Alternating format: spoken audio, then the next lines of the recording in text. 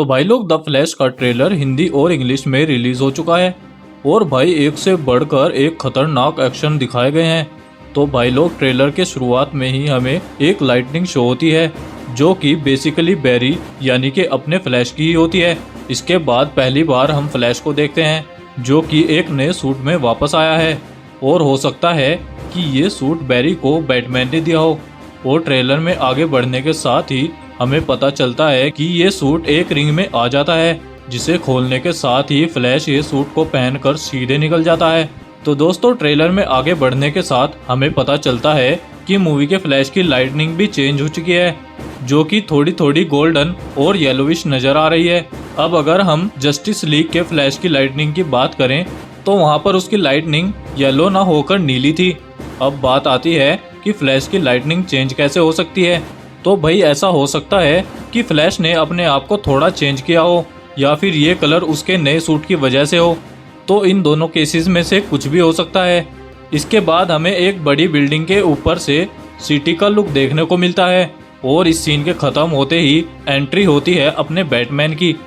तो ज़्यादा डीप में न जाते हुए मैं आपको बताता हूँ कि इस सीन में बैटमैन किसी ट्रक का पीछा करते हुए दिखाई पड़ रहा है और ये सीन पक्के तौर पर गौतम शहर का ही होगा।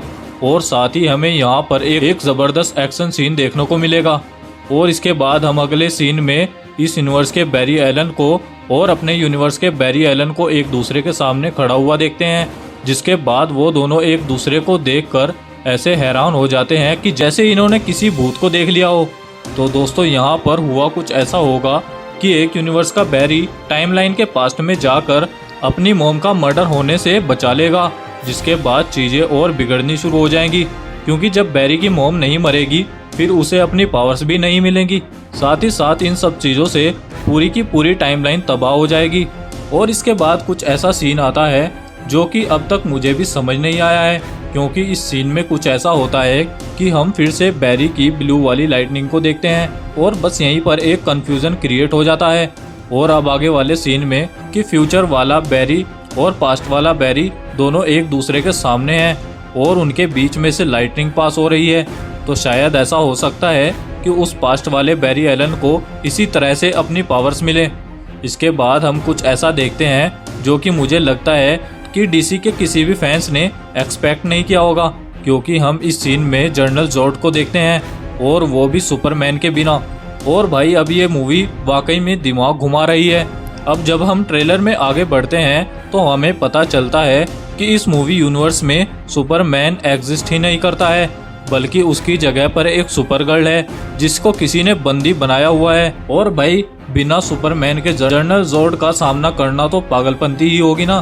तो अब हमारा फ्लैश और बैटमैन उस सुपर गर्ल को आज़ाद कराने के लिए पहुंच जाते हैं। और भाई इस सीन में हम देखते हैं कि वह बेचारी तो पहले ही बहुत ही बुरी हालत में है क्योंकि उसने पता नहीं कब से सूरज की रोशनी को देखा होगा। और हम सबको मालूम है कि सुपरमैन को सूरज की रोशनी की कितनी ज़रूरत पड़ती है, लेकिन कुछ पंगों के बाद वे दोनों सुपर गर्ल को आज़ाद करा लेते हैं। और फिर अगले सीन में हमें माइकल कीटन के बैटमैन की झलक दिखाई पड़ती है और कुछ बढ़िया सा एक्शन सीन भी। इसके बाद सुपर गर्ल किसी को हाथों में उठा के आसमान में जाती हुई दिखाई देती है जो कि ऐसा हो सकता है कि वो बैरी एलन ही हो। और फिर भाई लोग एक बहुत ही बढ़िया सी एक्शन सीक्वेंस देखने को मिलती है जिसमें हम दो फ्लैशेस को देखते हैं जिनमें से एक के पास गोल्डन लाइटनिंग है और दूसरे के पास वही ब्लू वाली लाइटनिंग है और दोनों एक दूसरे से टकरा कर फुल स्पीड से निकलते हैं। गोल्डन लाइटनिंग वाला फ्लैश जो है वो अपना वाला फ्लैश होगा और मे बी जो दूसरा वाला है वो नई पावर वाला फ्लैश हो सकता है। लेकिन भाई किसी पर भी भरोसा नहीं किया जा सकता क्योंकि इन दोनों में से एक विलन भी हो सकता है क्योंकि ट्रेलर में अभी तक कोई भी विलन नहीं दिखाया गया है। तो हो सकता है कि इसमें 3 स्पीडस्टर देखने को मिले या फिर इन दोनों में से ही एक विलन हो। तो भाई लोग ये था फ्लैश का ट्रेलर ब्रेकडाउन। इस वीडियो को यहीं पर ख़त्म करते हैं और जल्द ही मिलते हैं एक और नए ट्रेलर के साथ। तब तक के लिए गुड बाय।